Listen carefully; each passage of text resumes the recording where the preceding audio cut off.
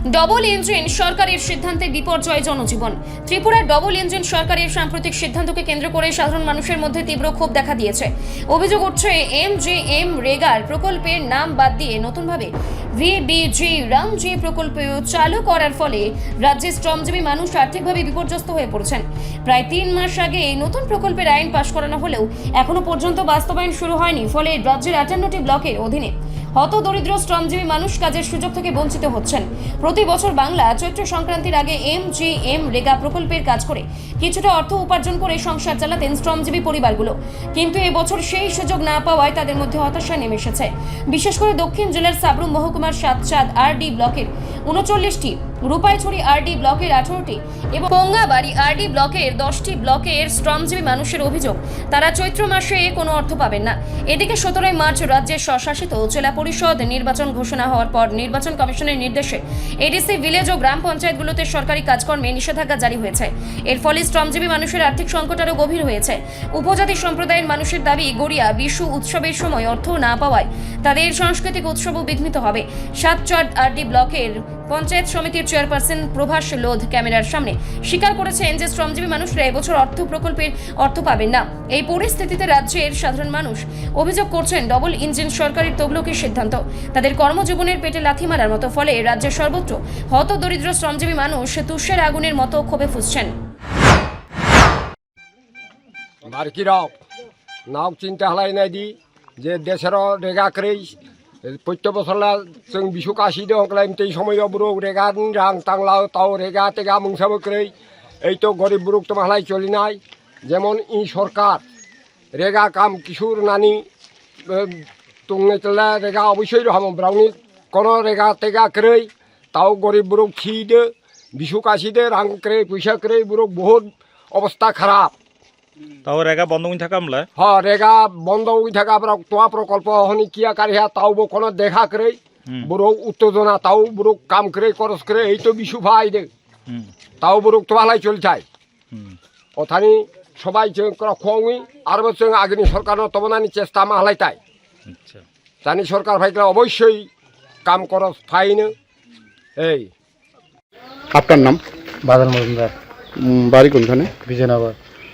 কি করেন আপনি? এই টুকটাক মানুষের বাড়ি করে কাজ টাজ করি। একার কাজ হইতো, এখন কাজ হয় না। দিদির আমদি বাড়াইছে বলে সেটাও তারাও করাতেছে না। আমরা পরব দুর্গা পূজা কীভাবে করে আমরা গরিব মানুষ, আমরা তো এটা বলতে পারি না।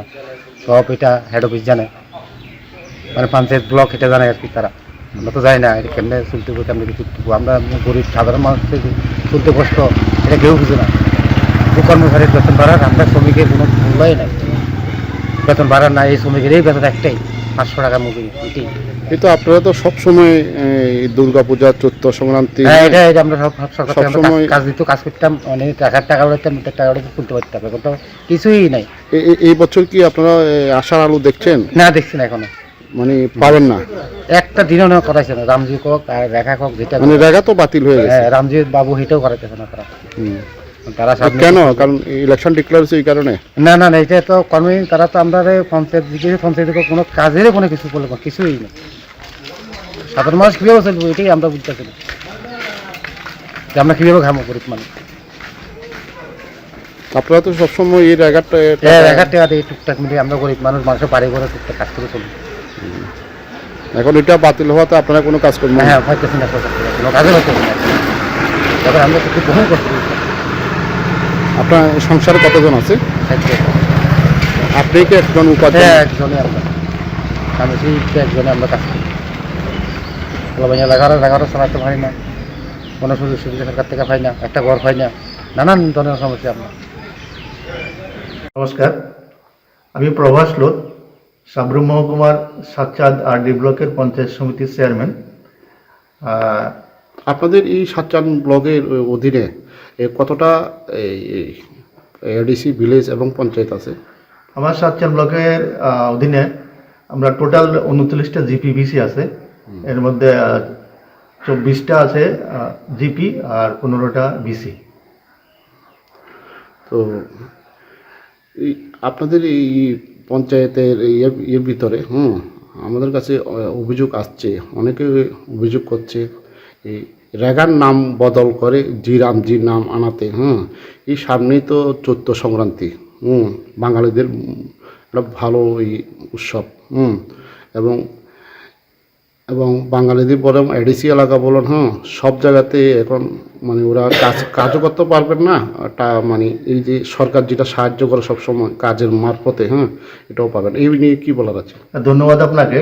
আসলে এই প্রশ্নের মাধ্যমে আপনি একটা গুরুত্বপূর্ণ প্রশ্নই করেছেন, যেটা হয়তো বা আপনার মুখ দিয়ে বিভিন্ন শ্রমিকদের প্রশ্ন আমার কাছে এসছে। আমরা দেখেছি যে বর্তমান সরকার যে একটা রেগা প্রকল্প চালু ছিল, এটার বর্তমান যুগে চালাতে গেলে অনেকগুলো অসুবিধার সম্মুখীন হয়েছে। আর সেই অসুবিধা থেকে মুক্তি পাওয়ার জন্য বর্তমান সরকার এটাকে কিছুটা পরিবর্তন করে, একেবারে পুরা মুছে দিয়ে না, কিছুটা পরিবর্তন করে নামটা কিছুটা পরিবর্তন করা হয়েছে। এখানে ভিবিজি রামজি প্রকল্প করা হয়েছে। এর মাধ্যমে নতুনভাবে আবার মানুষকে, যারা অসংগঠিত শ্রমিক, তারা যাতে আরও কর্মসংস্থান পায়। আগে 100 দিন ছিল, এখন 125 দিন করা হবে। আর আরেকটা জিনিস দেওয়া হয়েছে, যেটা এই কাজটা করতে গেলে বিগত রেগার সময় আমরা দেখেছি যে কৃষি মৌসুমে অনেক সময় রেগার কাজ এলে শ্রমিক ঠিকমতো পাওয়া যেত না। আর এতে যারা কৃষক, ওদের কৃষিকাজে শ্রমিক নিতে অসুবিধা হতো। তাই সরকার বলেছেন যে এই বছরে 60 দিন অন্তত এই কাজটা বন্ধ করা হবে, স্থানীয় সিস্টেম অনুযায়ী, যখন যেখানে কৃষিকাজ চলে এভাবে। আর এই কারণে এই সিস্টেমটাকে পাল্টাতে গিয়ে এবার হয়তো রেগা কাজটা লাস্ট পজিশনে সঠিকভাবে করা যায়নি। কারণ আমার সরকার প্রথম জানুয়ারি মাস থেকে বারবার পঞ্চায়েত যারা দায়িত্বে আছেন, যেসব সেক্রেটারি বলেন আর যারা এসব করেন, ওনাদেরকে বলা হয়েছিল আমরা যাতে জানুয়ারি মাসের মধ্যে আমাদের 100 দিনের কাজ আমরা শেষ করে নিই। কিন্তু আমাদের এখানকার, আমরা জানি জানুয়ারি ফেব্রুয়ারি মাস এখানে কৃষিকাজ থাকে, এই কারণে ঠিকমতো হয়তো কাজগুলো করা যায়নি। আর বেশিরভাগ সময় ফেব্রুয়ারি বা মার্চের দিকে কাজগুলো হয়। আর এই রেগা প্রকল্পের পরিবর্তন করে জিরামজি করতে গিয়ে দেখা গেল যে ওই 100 দিনের কাজ করা সম্ভব হয়নি। আর এই কারণে হয়তো এখন আমাদের এই উত্তর পূর্বাঞ্চলে, বিশেষ করে ত্রিপুরা এবং আসামে এখনকার উৎসবের মৌসুম, আমাদের এখানে যেমন বাঙালিদের নববর্ষ, আমাদের জনজাতিদের গড়িয়া, চাকমাদের বিজু, আর যারা আসামের আছেন বিহু উৎসব এই সময়ে থাকে।